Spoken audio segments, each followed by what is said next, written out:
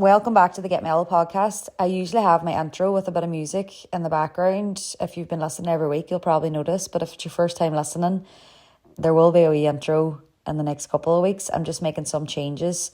So hopefully it'll be ready in the next couple of weeks. But until then, you can just enjoy this simple intro that I had when I first started, which is just me talking. So before we get into today's episode, a quick word on what I offer. I have 3 spaces for one-on-one coaching in August. If you've been thinking about inquiring, now is the time while spots are still available. I do have a few people that have booked clarity calls that are happening this week and next week, so those spaces could go. But just to be clear on what the coaching is, it's alcohol-free coaching. I'm not working with people who are addicted to alcohol. I help people who feel stuck in a boundless drinking cycle and that they can't seem to break out of. I also work with people who are stuck in life with overthinking, negative self-talk or poor confidence. Coaching helps you bridge the gap between where you are and where you're looking to go. It is a way to get where you want to go so much faster. So if there's anyone in your life who fits that, feel free to share my social media, my podcast or anything else with them. And if it's you and you've been listening for a while, hopefully you'll feel like you're able to reach out in the next couple of weeks. My meditation membership is also going strong. It started as a January challenge and grew into a monthly membership. Think of it as like a gym membership for your mind. To explain meditation and not ramble on about it, I wrote into Google last week, sum up meditation in a few sentences, and this is what it said. Meditation is a simple mental practice of training attention and awareness. It helps quiet busy thoughts and brings your focus to the present moment. For me, being in the present moment allows me to focus on what's exactly right in front of me. It stops me getting caught up in my mind, thinking about the past or the future. It doesn't mean that I never get caught up in my mind, but it just happens less the more I meditate, and it's completely changed my life. And the reason I created this is because I want to help other people change their lives too. Links for both, plus all free resources, are in the episode description via my Stan store. So have a look around, and as always, just send me a message with any questions and we'll get into today's episode. So this week I spoke with Dave. He became my second ever in-person podcast and it was great. He's the co-founder of Urban Sauna Co. in Navan. He started the business 1 year ago to bring a no-nonsense chilled sauna to the people of Navan. The business is built around no-nonsense approach to saunas and has a strong customer focus. I hope you enjoy today's episode. And a big shout out as well to Kevin, who is Dave's videographer. He was down there and it was brilliant. I didn't have to think about anything, recording videos or clips. I just had to sit down and start chatting. So thanks again to Kevin, and I'm looking forward to sharing some of them clips as well. Let's get into it. Today, so we're sitting with Dave from Urban Sauna in Navan, and this is my second in-person podcast, which I'm really excited about. It's episode 20, so thanks so much for being the second guest. I'm not sure, somebody tagged you under one of the posts that I did. Owen from the 90s lifestyle, the Very sauna good. hats. Yes. Probably should be wearing one here, but Yeah. Well, at least he gets a wee shout out. yeah. So we're just done. I came down today, met Dave for the first time. We did a sauna and an ice bath, and well, he only did about 10 seconds in the ice bath, but we'll say nothing about that. And yeah, I'll start off by 3 quick fire questions. Yeah. So first one is, what do people get wrong about you the first time that they meet you, if anything? Ooh, I don't think they do. Like, I am myself, and that's really it. Like, I'm outgoing, go crack. I think maybe some people think just because you go crack doesn't mean you've got a brain behind your head or behind your eyes. Like, so maybe that's part of it. But that's kind of, once you open your own business, people probably give you a bit more credit. Yes. Yeah. And they know that you can do it. Like. Yeah. What's your favourite way to unwind other than a sauna? If you have any other ways? Used to be the gym, and now for some reason it's running, and I used to hate running. Yeah. So for whatever it does now, it just kind of levels me off, clears me out. Just a quick 4 or 5k around the block. Yeah. That's my new thing. You're not mad into the long distance? Can't do it. No. No. No. Knees a blow up. I know, and the people that say, like, if you can run like a 10k, you could do 20k. Yeah, no. And you're just like, couldn't run a 10k. No. Get bored. Like, it's just, no, couldn't do it. Yeah. Keep it easy on the knees. You need Yeah. them forever. Perfect. So, I only wanted to do 3 of them, but we'll do 2. Okay. But let's just get into your whole story, because that's obviously, I know we were speaking beforehand. That's the whole reason why I wanted to start this, just to hear from interesting people. So take me back to before you got into saunas. I know you're not into the cold as much, but just take me back to who you were before. So before saunas, so I was working for sales for years. I was in Volkswagen. I was I was locally in Navan, then I was in Volkswagen up in Dundalk actually for 3 years. Yeah. And then kind of COVID hit, and I was like, right, I need to get out of this, because it was kind of crazy hours, 6 days a week. I had a sports science degree, so I was in Clongowes then, the boarding school. Yeah. It's a boarding school in Clane for young lads, if anyone doesn't know it. But I was down there, I was teaching PE, I was staying over, doing the house master stuff and coaching rugby. So I kind of was topping up my degree when I was there, and I was trying to get into PE. And I was there for 2 years, did a year in Navan, but my qualifications were like English, so there's not like a big shortfall. So basically they were like, oh, you're gonna have to go down to Limerick and do it all again. Yes.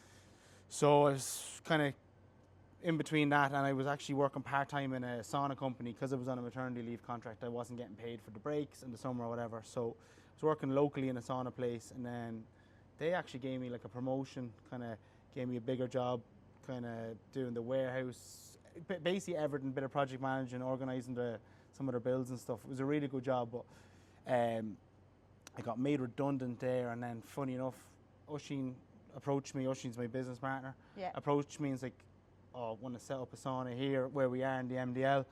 Like, do you have any interest? And I was like, grand. So I took the redundancy and I just went straight into this with him, basically. Took a job locally with my neighbour to keep me tied over, and like started working on getting this set up. Yeah. So.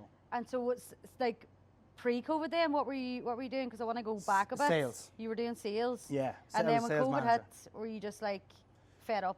Laid off. Yeah. For 3-4 months. Yeah. And then we'd got like 2 Springer Spaniels. Yes. So I was just chilling with the dogs for 4 months, and I was like, when I went back, it was back to 6 days a week, and 2 other staff members had got let go. So I was doing everyone's job, the 3 salesperson's job.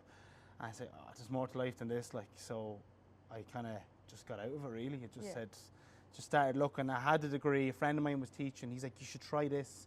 There's a course in Portobello here that'll top up what you're missing. Yeah. So I did that course while I was working there, and over COVID, I was actually doing that course, and I just left the job and went into that boarding school. It was grand. Yes, so. yeah. And what was the transition like from sales into the boarding school? Mad, was it? Mad, like Mad. Great. Yeah, like so I was like dealing with people, and next minute you're dealing with like just young lads. Yeah. And they're in a boarding school, and they're just wild. Like the crack is the best crack ever. Like, and like I was a bold child as well, so I thought this was all hilarious, and I'm trying to give out to them for doing mad stuff, like flipping each other under beds at night. Yeah. But I'm like, this is hilarious. Like, Yeah. So. You can relate to them in a way. Yeah, like it was great crack, but like it was COVID, so you were staying over 3 nights a week or whatever, 4 nights a week, and like it was good, but like it was finite, you know, that kind of way. Yeah. I knew it was like a means to try and get somewhere else with the teaching, hopefully, which. Yeah. That was the whole plan. My 2 cousins went to I feel like boarding school children are a bit mad as well. The parents just send them away and think, they're grand, they're looked after, but they can. Oh, it's loose. It's just like going to university nearly whenever you're like, what, 13? Yeah, there were dorm raids at night, like, and the third years would be coming into the 4th years and flipping each other under beds, throwing bins at it. Like, it was crazy, but it was good crack. Like, probably Clongowes won't want me saying that about their school, but I'm sure it happens in all of them. Like, so. It's grand. I don't think, well, you half kind of mentioned it, but that's grand. Yeah, fuck it. And were you, so like during this time, like when you were in sales and stuff, were you using saunas for like a bit of stress relief? Not at all. Not at all? No saunas at all. So not until you actually worked in the other sauna company? Yeah. That's when you started? That's when I started, and I had sciatica from playing rugby in my like lower back, and I was like, so I'd jump into a sauna every evening when I finished work. Yeah. So I'd leave and I'd drop into the local one in Bective. I'd jump in and have a sauna with someone there, and I just used it because obviously I was getting it for free, so I was saunaing 6 days a week, and it was really helping my like back, and I was getting the sciatica down the legs, so it was great just for loosening me out. So that's how I kind of got into it. Yeah. And then when like the cold just doesn't do it for you, the same as the sauna then? No interest in the cold. I used to get into maybe the Boyne and it was cold in the mornings, but that was about the height of it. Like I didn't really love the cold. I'd be in and out, like me and you there. I was out in 30 seconds. Just don't enjoy it. Like. And what would you say to somebody, I suppose, that like think about coming to sauna and ice bath places? Because I think a lot of people automatically think, oh, I need to get in the cold if I go there. Yeah. You don't need to. Yeah. So like I always say when people think, what do I do? What should I do? I'm like, you don't need to do anything. Yeah. Just do whatever you want. Like we got a couple of guys on a Friday night they come and they're all Eastern European guys. They don't get into the cold plunge at all. Yeah. And there's another guy as well that comes during the week and they just sit here around the fire pit. They'll have a drink. They'll have tea in a flask. Now they tell me it's tea. I don't know. Yeah. I presume it's tea. Yeah. But yeah, they'll just sit here and they'll just chill. And they'll chill here for 10, 15 minutes and then they'll get back in. They won't bother with the cold. They'll shower off or whatever, that's it. Yeah. So you don't have to do, there's no, I do really hate this whole thing of there's a protocol and you have to do what you have to do. Just do what you feel. Like me and you were in the sauna there. I could only do 10 minutes there today. Yeah. And it was only at 65. Yeah. So just different days. There's no one for all answer for it. Which yeah. Aye, and there's no point in forcing yourself to stay in it for an X amount of time just because you did it last week. That's what you've seen on. But there's a lot of people, it's like you have to do 3 minutes in the cold and then you have to do X amount of minutes. Yeah. But like, because some people would always ask me too, well, how long do you stay in for? And I'm like, well, how long as my body tells me to whenever I'm in it. And then some days, as you say, if I don't feel like going into the cold, I might just get into the shower before I get into the sauna. But I think there's an expectation that you have to do 15 minutes in the sauna, 3 minutes in the plunge is what I always hear. Yeah. And what people like repeat to me, I'm like, no, you don't have to do it. Yeah. Like I know a guy who's 20 minutes in the sauna, will not go in the cold plunge because he gyms every day. He's a professional jiu-jitsu athlete. So he does not go near the cold. Yeah. So it just depends. It's whatever suits you. Like I said to you, like some days I cannot, if I've eaten my dinner, I can't go into sauna for longer than 10 minutes. Yeah. Some days I'm in for 20. It just depends. And would you try and get in, like you're obviously here nearly every day. Would you try and get in here, get into the sauna every day? Or just, again, does it just depend? It just depends. I always have a bag in the car with me. So I'm here during the day anyway doing whatever I'm doing. And then if I'm not working that evening and let's say one of my friends or one of the regulars comes in, I might jump in with them. Yeah. But I like to talk in the sauna. Like I don't like to sit there in silence. Yeah. Because I find I don't last as long either then. But if I'm in talking to you, time seems to go quicker for me. So I like being in chatting to people. And I like chatting to the regulars because they're like, oh, I noticed this, I noticed that, and somebody said this and somebody said that, and you're getting all the feedback as well. Yes. And it's good to be around with your customers as well and be seen around the place and be here. 100%. It's so much more welcoming. And I know like there might be people listening to this that have listened to the previous one that I did with Niall. Yeah. But like there was a certain place that, and I won't mention any names, but there was a certain one that I went to that like they've just hired a 15-year-old and they've plonked them at the front reception. And like I've been to loads of different sauna and ice bath places before, but like it could have been my first time. Yeah. And like there wasn't even like welcome or like this is the sauna, this is the ice bath. It was just like batter away. Yeah, look, I've been to a few places and we did our research before we started and there was a few places like that. And there's nothing wrong with young people working, but like you need to know what you're talking about. You need to. I always say there's a customer journey when you come in. Yeah. And like people are coming to get relaxed. Yes. So it starts when they walk in the door. What's your name? Do you know where you're going? Silent sauna is at 100. The social's at 85. The chillers are cold. That one's actually not working for whatever reason. There's always a little bit of a story you need to give to the person so that at least they come in, they're not thinking about it. Yeah. They're just straight in. Yeah. So yeah, and I did listen to that podcast and he said, Niall was saying that and you said that yourself, but you just have to. Because that's what keeps you coming back, but especially people who like, this is like out of somebody's, it was out of my comfort zone at the very start before I started doing them. So like to get people that are very uncomfortable thinking about it, what would you say to them to try and help them get themselves here? I don't know if I can say it to get them here, but I know when they come, they'll enjoy it. And then that's the kind of atmosphere we try. There's no, like, I always try and say, like, come here, it's no nonsense. Yeah. Like that, you just come in, it's really easy, we don't push you out. So I can't really get you to come, but once you're here, I'm sure you will be happy. Yeah. So I don't really have an answer for that, but. Yeah. Well, I can kind of vouch for it anyway, because as soon as I got here, I felt very welcomed as soon as I walked into the door and being able to just come, and it's such a nice location as well. Like chilled out, like. Yeah. And see, whenever you were working in the other sauna company, what kind of made you, I suppose, fall in love with the sauna and ice bath business? I think Niall said this in his podcast or something similar. Like you're getting people at the end when they couldn't be in any better form. Yeah. So when you leave now, or whenever someone leaves, I'm seeing the best Jim or Mary or whatever when they leave the place. So like you get that 20 times a day. Yes. So like it's infectious. Like so you're leaving in good form. Yeah. So that's what I liked about when I worked down below, and like that was a really good sauna. People felt class coming out. Yeah. You know, so you're just getting it's like adrenaline or not adrenaline. Like it's like getting secondhand endorphins off people. Like you're just getting them when they're coming out. So you can't help but feel good. Yeah. It's just infectious, like as you say, like. And do you have any funny stories from like here or the other sauna place that come to your mind? Yeah, I've one. There was a guy. This was obviously they had a place. It was the Hotbox Sauna. So they had a place in Dublin. And hopefully they don't mind me saying it, but there was a guy who went in the nip one day. Yeah.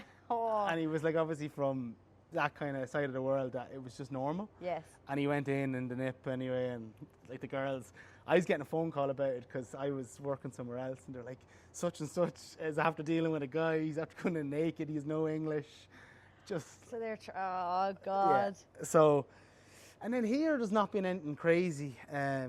You wouldn't get that here, that's why? No. Well, this was here, sorry. Not in this location, but it was in Ireland, like. Yeah.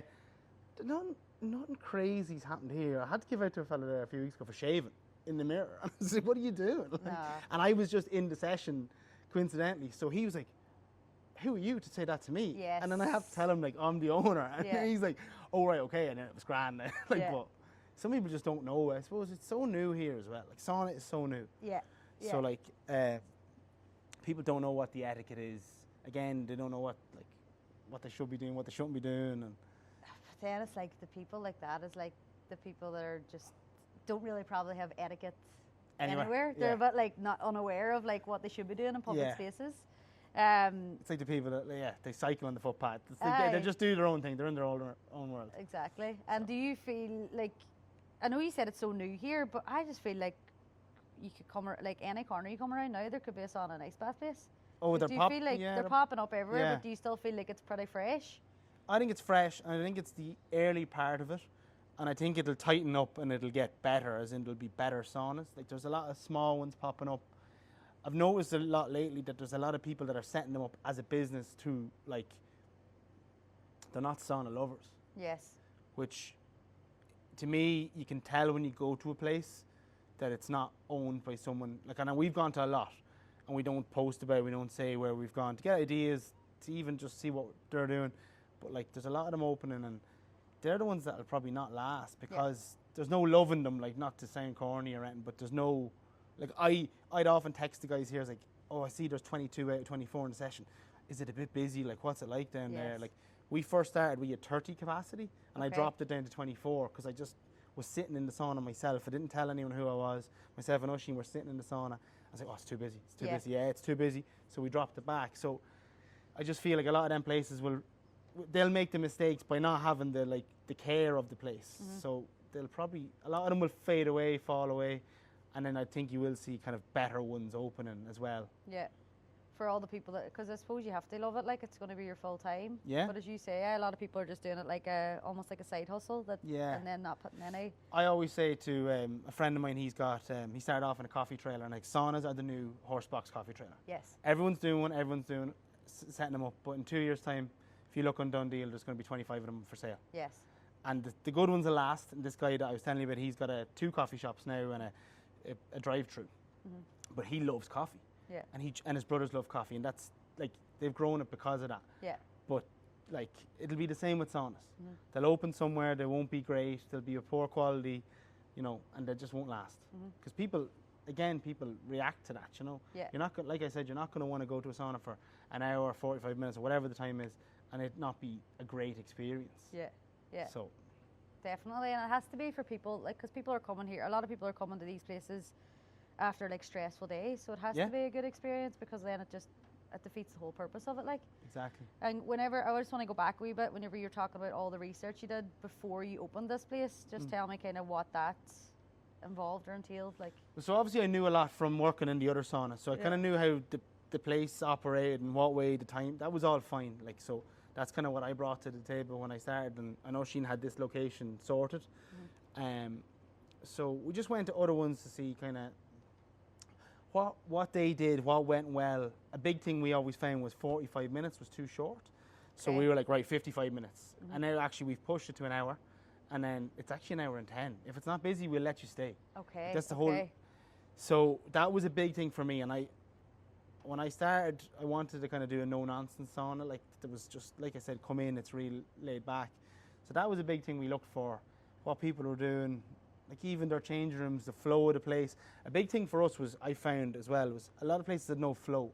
You'd walk out the door, there'd be saunas here, there'd be saunas there. Yes. There's ice, the ice baths are behind the wall. And like, what is this? So like obviously, you know, when you come in here, you can't get lost. Yes.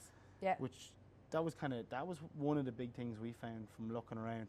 And like you said, like a few places we went, I thought the staff were poor, either whether they weren't trained in or they just they didn't love it. So like everyone I've tried to hire, I know them or they come here. Like one of the guys, I got him because he comes here. Yes. He's training to be a teacher. He's gone in September. His girlfriend who comes here is taking his job. Okay. Yes. So you want people who, like, that was the way we do. We want people to come here that love saunas. That love it as well. Because at least they go, that wasn't cold enough, that's not hot enough, that needs a bit of TLC. Yes. You know, whereas you just have, like you said, you just have someone that's just getting the minimum wage, they don't care. Yeah.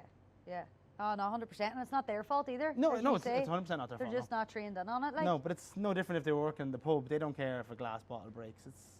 They're just doing their job. And I was the same. I did it as well. Like, I just coasted through a minimum wage job when I was 17, 18, 19, you know? That's it. And there's not, well, I think more, so there's going to be more of them, but like maybe not at that age. They're quite into the sauna and ice baths. It has changed, yeah. Unless they're playing sport, I suppose, and they'd be... and did that have a big part to play, obviously, where we are? Was where you wanted it to be, beside kind of... Yeah, I wanted to... I thought I seen a gap in the market and nobody seemed to want to cater for teams.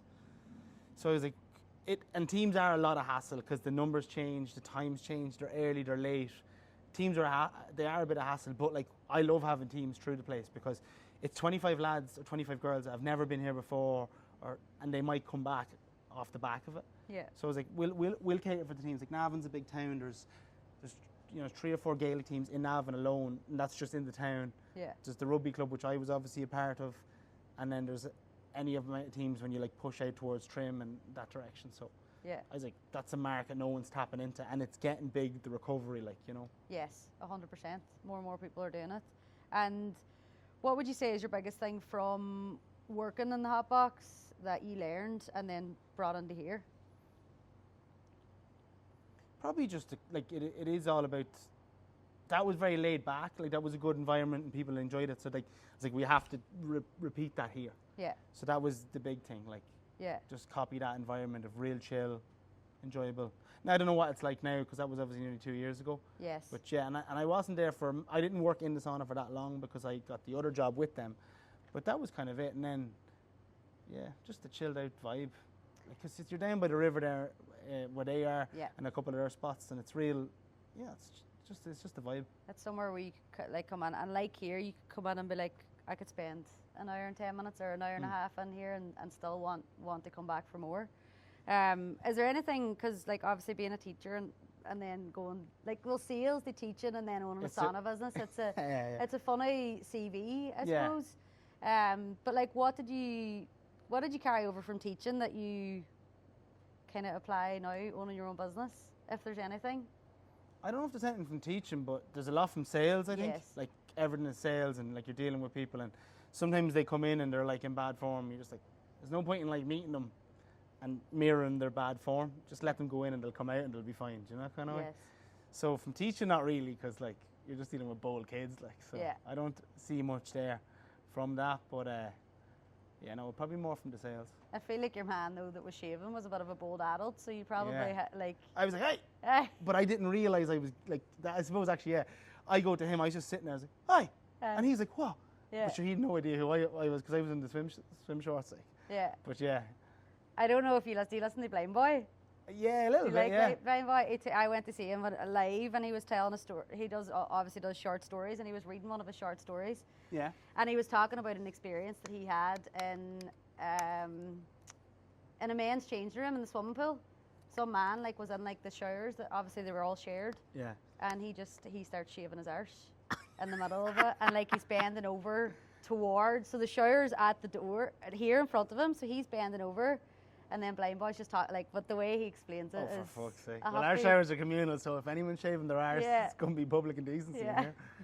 Jesus Christ. And then I want to go back to, I spoke about this in the last one, but like your man that showed up naked in the other place that you were in, I went to one in London, sauna and ice bath place, but I was trying to look for a cheap one because it's London and it's just but expensive. And it was like kind of, it was all women, but like some of them were walking around with their tops off as well, and it's just like kind of like, but it was okayed. Yeah, yeah. But I went to an all-naked sauna. Did you? Yeah, Where? in Stockholm, or no, Malmö in Sweden. So are they? It's like pretty common over there. Yeah, no. So it was a really cool place. You walk down this deck, like it's on a pier. You go into a coffee shop and you split off, and there's men's and women's, so it's segregated. So myself and my friend Brian, we went in anyway, and it's on the Baltic Sea, like so. It was November time, so it was freezing, and we went in and like it was kind of crazy, like just 2 saunas and just full of naked like our lads. Yeah. And it was like just the weirdest thing ever. So 2 of us are laughing our heads off because like it's so new to us, and they're all like, and then like it's so packed that like lads are slapping each other's knees to get up and by each other because it's a 3-tiered system.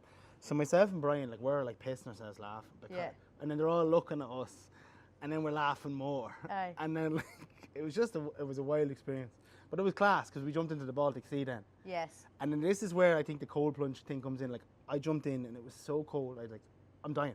I'm gonna die here. Yeah. And I swim back out, but he's jumping in as I'm swimming back out. Yeah. So I'm like waiting, and I'm like, oh, I feel like I'm gonna die.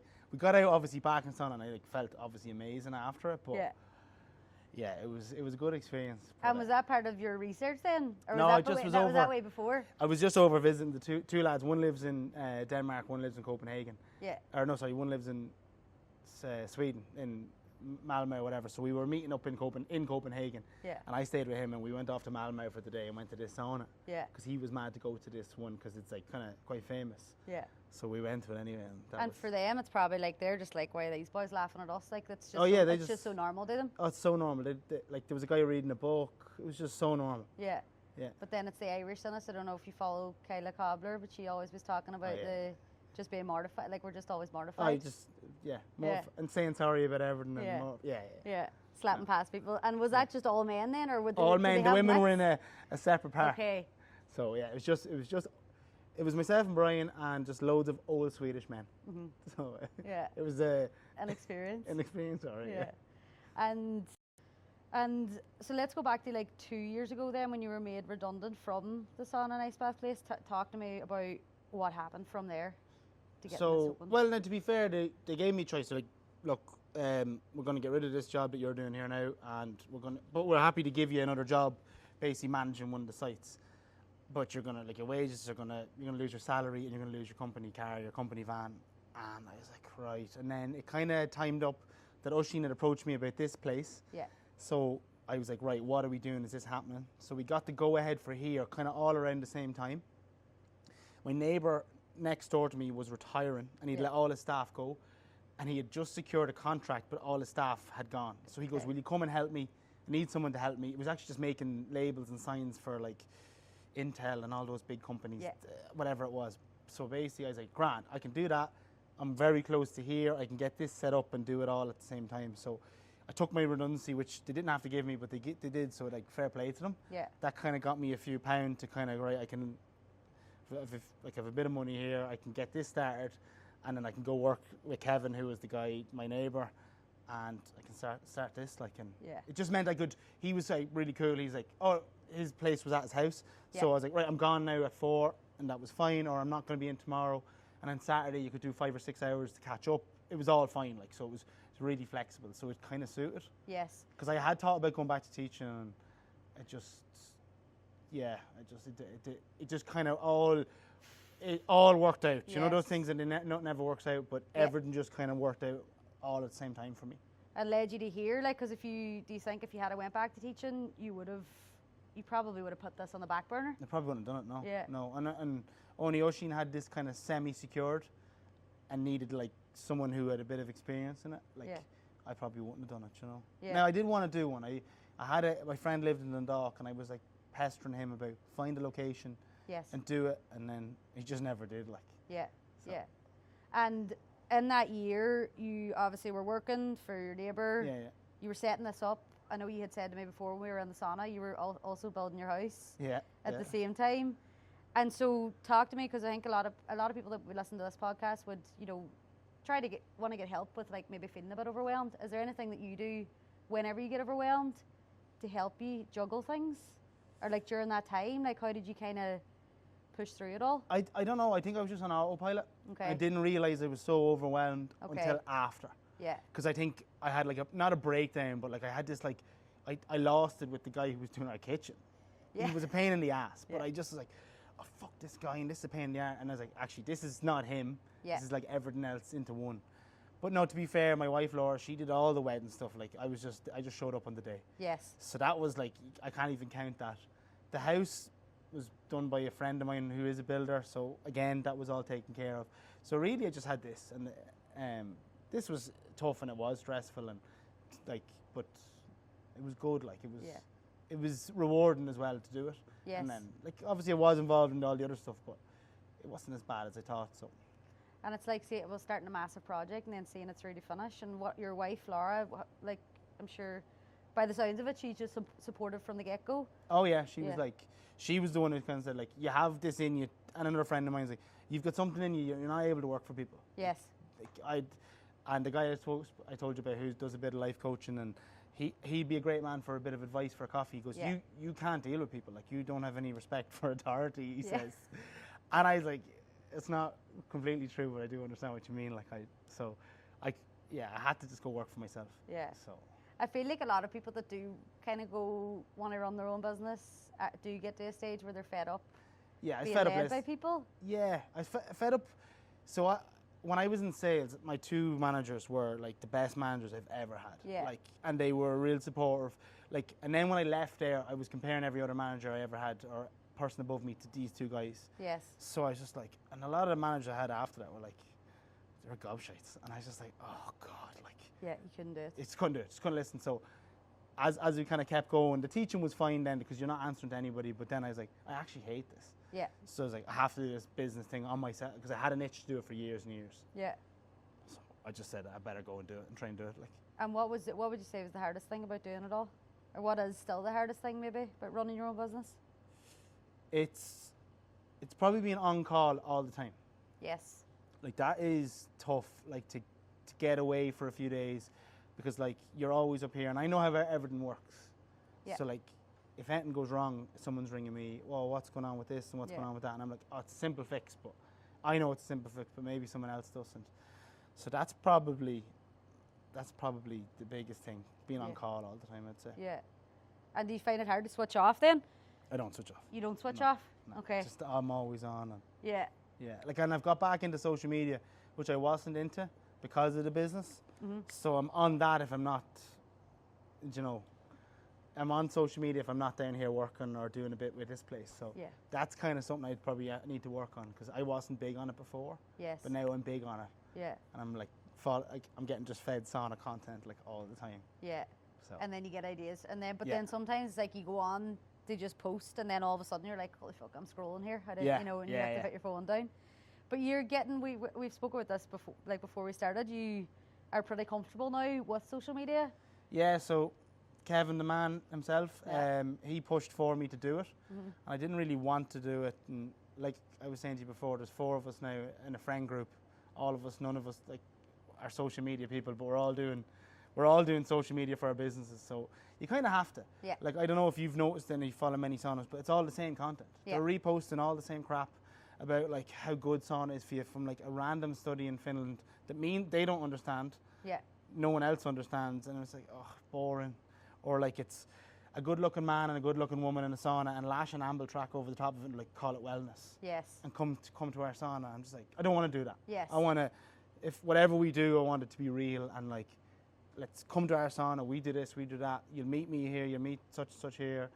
Like, just like no nonsense. Put a face behind it as well. Yeah, but like, have you seen that with social media? It's gone really fake and curated, and someone's selling you something. So I just wanted to try something different. Yeah. And it's like the only way to do it different is to do it yourself. Yeah. And how do you how do you get your ideas for like trying to be, because do you know when you're consuming other people's ideas, then it makes you, like, it clouds your own creativity a bit? Yeah. So how do you kind of, It's just a bit. It's just just come to you? Yeah, but it's about real stuff. Yes. So like the Q&A, a lot of people are asking us a lot of questions. So we said we'd do the Q&A, and obviously we have to write down the questions. But I said to Kevin, I got no script here. I know what the questions are, but hand me a stack of questions, and I'll just answer what you give me. And Yes. the answer will be real, even though I know it's coming. What I'm going to say to you is not planned. Like, so. Yes. Sometimes you do have to plan it, but it can be off the cuff as well. Yeah. And that's all we try to do. Like, I just don't want, if anyone was to say like, oh, this isn't genuine, that would be what I'm trying to stay away from. Yeah. Yeah. Just proper, like, if someone goes, oh, that's the same, like, I want people to go, he's the same on the camera as he is when you meet him there. So at least they come up and like, oh, that's your man. Like, I could ask him a question because he's trying to answer people's questions. Yeah. 100%. And people, I think as well, I think I spoke about this in the last one, but that's grand. Like, people need to connect with you before they connect with before they want to give you business. Oh, absolutely. You know, yeah. And was there a time that you froze in front of the camera at the very start, or did you kind of just take to it naturally? That's Kevin. What about like Kevin's behind the camera here? No, I don't think so. Like so our very first video with Kevin's like, oh, I'll clip it and then we'll do sections. And I was like, no, one and done. It's one take. Yes. And he's like, we're not going to be able to do it. Yeah. And then that's our first video where I drenched myself in the water at the end. Yes. Like, so I was like, you can cut out the start because I'm obviously stuttering or whatever. But like, I just got up and we just did it. Yeah. And I was like, leave the cursing in it, leave the mistakes in it. There's a bit in one of them where we're having a conversation in the middle of it because I can't figure out what that's called. And it's we're calling it a tent, a sheet or whatever.